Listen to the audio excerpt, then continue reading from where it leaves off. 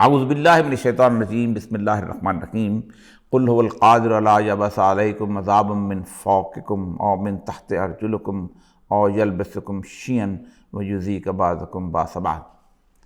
رب اشرح لی صدری ویسر لی امری واحلل عقدۃ من لسانی یفقہوا قولی۔ خواتین حضرات، میں نے سورہ الانعام کی 65ویں آیت آپ کے سامنے تلاوت کی ہے۔ یہ آیت بنیادی طور پر مسلمانوں سے مخاطب ہو کے اللہ تبارک و تعالیٰ نے یہ کہا ہے۔ عموماً قرآن کے اندر جہاں تک عذاب کا ذکر ہے تو پھر مختلف امتوں کے بارے میں، ہم نے عاد پہ کیسا کیا، ہم نے سمود پہ کیسا کیا، رامورا کی بستیوں کو کیسے تباہ کیا، جا کے دنیا کے اندر جا کے دیکھو تو ہم نے بستیوں کو ہلاک کر رکھ دیا، تباہ برباد کر دیا، ان پہ آندیاں چلائیں، ان کو پتھروں کی بارش کی۔ یہ مختلف طریقے اللہ نے بتائیں۔ خود فرعون کے اوپر، اس کی قوم کے اوپر جو عذاب آیا تھا، اس کے بھی 9 عذابوں کی داستان بیان کی گئی۔ لیکن یہاں کچھ اصول بتائے ہیں کہ ہم 3 طریقے سے آپ پر عذاب نازل کرتے ہیں، اور ان میں سے تینوں طریقوں میں سے اللہ تبارک و تعالیٰ نے بتایا ہے کہ یہ عذاب جو ہے یہ اس کو پہچان لیا کرو۔ اللہ فرماتے ہیں قل هو القادر، اے نبی، خاص طور پہ کہا گیا اے نبی ان سے کہہ دو کہ میں اس بات پر قدرت رکھتا ہوں، میں اس بات پر اختیار رکھتا ہوں، میں قادر ہوں۔ ان علی کل شیء قدیر، ان اللہ علی کل شیء قدیر، اللہ ہر چیز پر قادر۔ کس بات؟ الا یبعث علیکم عذابا، کہ میں تم پر تمہارے اوپر سے عذاب بھیجوں، من فوقکم، آسمانوں سے، یعنی تمہارے سروں کے اوپر سے۔ فوقکم کہنا بلندی سے، اوپر سے بارش آئی، طوفان آیا، بہا کے لے گیا، آپ نے دیکھا، آپ کے سامنے آیا۔ لیکن ہم بیسیکلی بڑے کمال کے لوگ ہیں، ہم اس کی موسمیاتی تبدیلی سے باتیں کرتے ہیں، ہم نے یہ کر دیا، اوزون لیئر کو ختم کر دیا، تمام چیزیں۔ حالانکہ معاملہ ایسا ہوتا ہے کہ بعض دفعہ آپ اس بارش کی یا اس عذاب کی کوئی توجیہ ہی نہیں کر پاتے کہ یہ کیسے ہوا۔ تو اللہ کہتا ہے کہ ایک تو یہ ہے کہ عذاب من فوقکم او من تحت ارجلکم، یہ تمہارے پاؤں کے نیچے سے۔ اب پاؤں کے نیچے کی صورتحال یہ ہے کہ اس کو زلزلے سے تعبیر کیا تو واقعی ہے بھی۔ اب زلزلہ ایک ایسی چیز ہے کہ جس کو آج تک انسان پریڈکٹ نہیں کر پایا، اس لیے کہ زمین کے اندر جو بڑے سے بڑا سوراخ بھی انسان کر کے اندر جا سکا ہے وہ 3 میل سے زیادہ نہیں، اور اس کے نیچے جو لاوا ابل رہا ہے اور جو کھول رہی ہے سرد میں، اس کے اندر سے جانا ناممکنات میں سے۔ انسان اس زلزلے کی توجیہ اور تفسیر کرنے کی گفتگو میں لگا ہوا ہے، اور انسان کا دعویٰ بہت بڑا ہے۔ انسان کا دعویٰ یہ ہے کہ میں اللہ تبارک تعالیٰ کی کائنات کو مکمل سمجھوں گا، اور حالت اس کی یہ ہے کہ اس کی آنکھیں جو ہیں وہ مکھی سے کم دیکھتی ہیں، مکھی کئی ہزار گنا زیادہ اس کو دیکھتی ہے۔ اس کی جو ناک ہے، اس کو سونگھنے کی حس جو ہے وہ کتے سے بھی کئی 100 گنا زیادہ کم ہے۔ یہاں تک کہ اس کو اس طرح کی جو وارننگز ہیں وہ عام جانوروں کو مل جاتی ہے، اس کو نہیں ملتی۔ اس کے باوجود بھی یہ سمجھتا ہے کہ ان حواس خمسہ سے تیار کیے گئے آلات سے وہ اس کائنات کو دیکھ لے گا اور وہ جان جائے گا، جبکہ اللہ تبارک و تعالیٰ کا دعویٰ ہے سورہ رحمان کے اندر کہ یا معاشر الجن والانس ان استطعتم ان تنفذوا من اقطار السماوات فانفذوا لا تنفذون، کہ تم بے شک ہے جنوں انسانوں نکل جاؤ زمین و آسمان کے اس سے اور اس کائنات کی وسعتوں سے، لیکن تم نہیں نکل سکو گے الا بسلطان۔ ہاں تمہیں اگر زور نہیں، اگر نصرت اللہ کا زور شامل ہو تو پھر اس کے بعد تو اس کے لیے تو اللہ نے بڑا کمال بتایا ہے کہ اتقوا فراست المومن انہ ینظر بنور اللہ، مومن کی فراست سے ڈرو، یہ اللہ کے نور سے دیکھ رہا ہوتا ہے، اور اللہ کے نور کی روشنی کہاں سے ہے، اس کی بصیرت کس لیول پہ ہوگی اور کس سطح پہ ہوگی۔ اللہ فرماتے ہیں کہ او من تحت ارجلکم، ہم اس کو زمین پہ۔ لیکن تیسرا جو عذاب ہے وہ ایسا ہے جس کے اندر ہم آج شکار ہیں، پوری کی پوری مسلم امہ، اور یہ آج سے نہیں کئی 100 سالوں سے اس کا شکار ہے، لیکن ہم اس کو عذاب نہیں سمجھتے۔ ہم سمجھتے ہیں کہ یہ عذاب نہیں ہے، یہ بنیادی طور پر یہ تو ہماری ایک ٹریڈیشنل سٹائل آف لیونگ ہے جس کے اندر سے یہ چیزیں پھوٹتی ہیں۔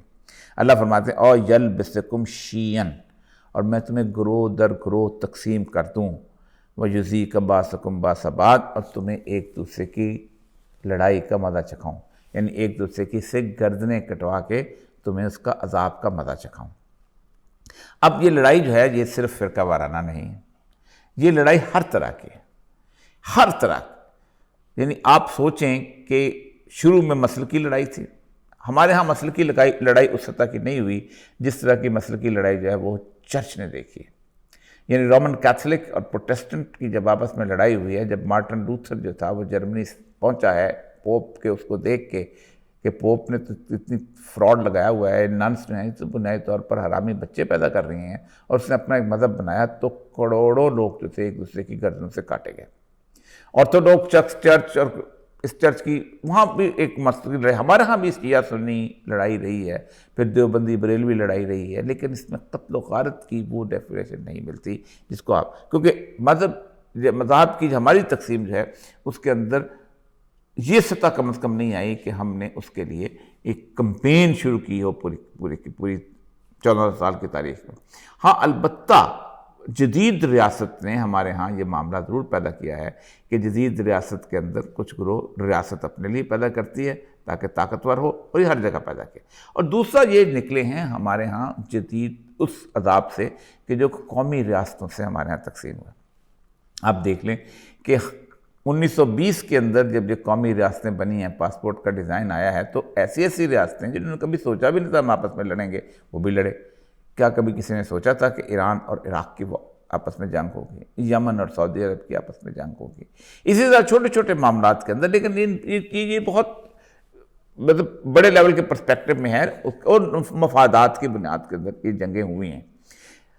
گروہ در گروہ، جاٹ گجر سے لڑ رہا ہے، بلوچ پٹھان سے لڑ رہا ہے، بلوچ آپس میں اندر سے لڑ رہا ہے، بروئی بلوچ سے لڑ رہا ہے، سندھی اردو اسپیکنگ سے لڑ رہا ہے، شیعہ سنی سے لڑ رہا ہے، سنی شیعہ سے لڑ رہا ہے۔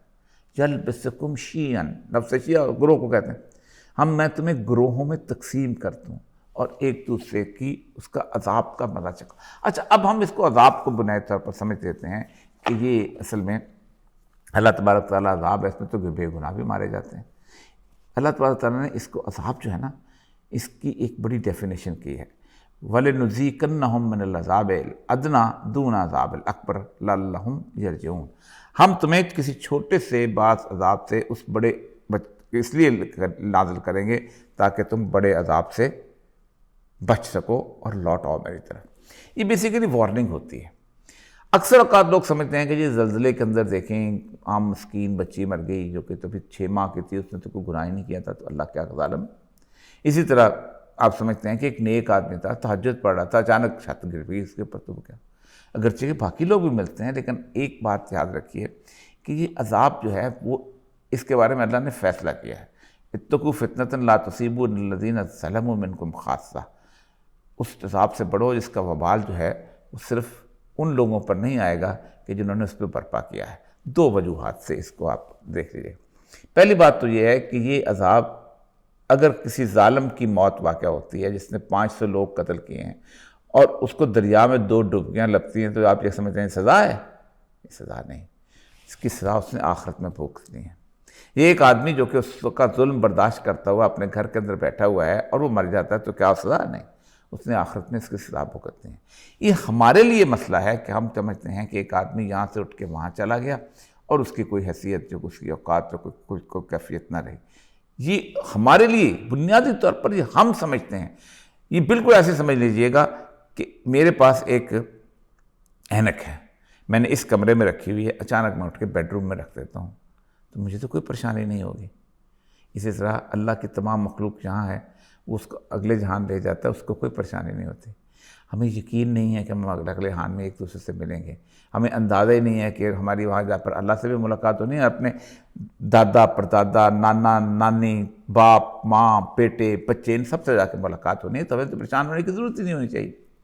دنیا کا معاملہ بالکل اللہ رسول صلی اللہ علیہ وسلم میں عابر السبیل، یہ ایک ٹرانزٹ لاؤنج ہے، ٹھیک؟ اور ٹرانزٹ لاؤنج میں ہوتا یہی ہے کہ آپ پاکستان سے نکلے، دبئی میں رکے، لندن آپ نے جانا ہے، باپ کی ٹکٹ جو ہے وہ صبح 4 بجے کی ہے، بیٹے کی رات کو 9 بجے کی ہے، اور اگلے پوتے کی جو ہے وہ 12 بجے رات کو ہے۔ تو کوئی پریشان ہوگا وہاں پر، کہے گا بھی جانا ہے، جس طرح ایئرپورٹ پہ جا کے مل لیں، لیکن ہمیں یقین نہیں۔ تو عذاب کا بنیادی تصور یہ ہے کہ اللہ تبارک و تعالیٰ جو ہے وہ کہتا ہے کہ میں تمہیں گروہوں میں تقسیم کر دوں۔ ہم کیا کرتے ہیں؟ ہم کہتے ہیں ہم دہشت گردی ہے، دہشت گردی پہ قابو پا لیں گے۔ اللہ کہتے ہیں جاؤ قابو پاؤ، دہشت گردی پہ آج تک کسی نے قابو پایا؟ ہم کہتے ہیں کہ نہیں، اس کو ہم لا اینڈ آرڈر سچویشن میں دیکھیں گے، لیکن وہ جو تعلیمات ہیں جن کی وجہ سے دلوں کے اندر یہ میل ختم ہوتا ہے۔ اللہ کہتا ہے الف بین قلوبہم، یعنی صحابہ کے بارے میں جو اللہ آیات اتارتے ہیں وہ کہتے ہیں کہ میں نے ہی تمہیں دلوں کو تمہیں جوڑا تھا، تم تو ایک دوسرے کے جانی دشمن بنے ہوئے تھے۔ عرب سے زیادہ بھی کوئی قبائلی معاشرے میں کوئی اس طرح کی گروہ میں تقسیم تھی؟ یعنی ایک ناجائز کام کے لیے اور ایک ناجائز معاملے کے اندر صرف ان کے ایک بندے نے کر لیا، قبیلہ جو تھا صدیاں لڑتا رہتا تھا آپس میں، پانی کے اوپر، کھجور کے درختوں پہ۔ آپ نے بھی دیکھا ہوگا کہ آپ کا ایک پانی کے اوپر ایک موگا جو ہے اس کو اگر آپ مسئلہ ہو جائے تو آپ پورے کا پورا جو ہے علاقہ جو ہے وہ تباہ کر دیتے ہو، برباد کر دیتے ہو، پوری کی پوری اس کی فصلیں ختم کر دیتے ہو۔ پھر اس کے بعد اس کے نتیجے میں جب قتل و غارت ہوتا ہے تو کئی نسلیں آپ کا قتل بھگتتی ہیں۔ تو یہ اس کا علاج جو ہے، اللہ کہتا ہے نہیں، علاج صرف ایک ہے کہ اللہم یرجعون، تاکہ تم میری طرف لوٹ آؤ۔ میری طرف لوٹ آنے کا کیا مطلب ہے؟ کہ اللہ تبارک تعالیٰ کی وہ بات کہ جو رسول اللہ صلی اللہ علیہ وسلم کے زمانے خطبہ حجۃ الوداع کے لیے ہمیں پہنچی ہے کہ دیکھو لا فضل علی العربی العجمی ولا فضل علی العجمی العربی، کسی عربی کو اجمی پر، کسی عربی کو اجمی پر فضیلت نہیں ہے، کسی کالے کو گورے پر، کسی گولے کو کالے پر فضیلت نہیں۔ ان اکرمکم عند اللہ اتقاکم، اللہ کے نزدیک بہترین وہ ہے، بڑا وہ ہے جو اس سے ڈرتا ہے، اور جو اس سے ڈرتا ہے تو وہ 100 دفعہ سوچے گا اس سارے معاملات کے اندر آگے بڑھنے کے لیے، اور وہ کسی طور پر بھی اس ظلم کو اختیار نہیں کرتا جس کی بنیاد کے اوپر یہ گروہی تقسیم پیدا ہوتی ہے۔ آخر دعوانا الحمدللہ رب العالمین۔